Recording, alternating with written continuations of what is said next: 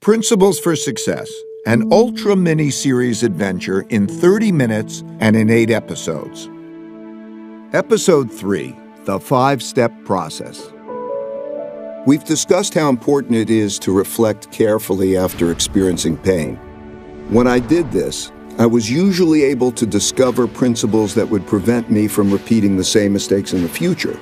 And I could see that being successful simply consisted of 5 steps.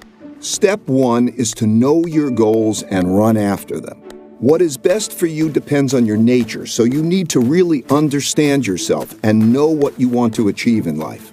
Step 2 is to encounter the problems that stand in the way of getting to your goals. These problems are typically painful. If handled badly, some of them can lead to your ruin. But to evolve, you need to identify those problems and not tolerate them. Step 3 is to diagnose these problems to get at their root causes.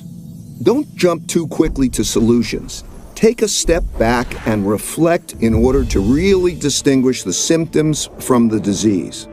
Step 4 is to design a plan to eliminate the problems. This is where you will determine what you need to do to get around them.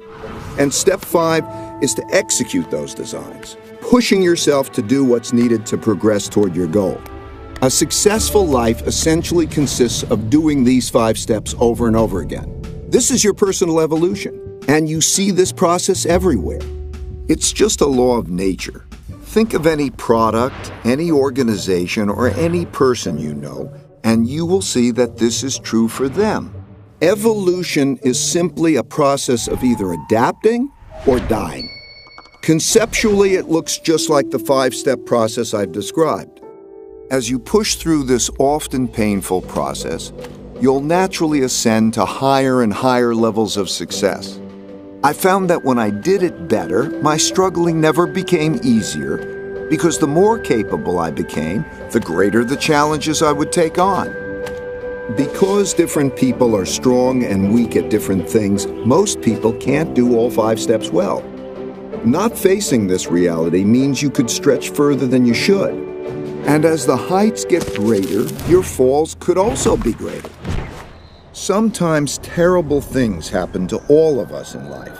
They can ruin us, or they can profoundly improve us, depending on how we handle them. Something like this happened to me in 1982.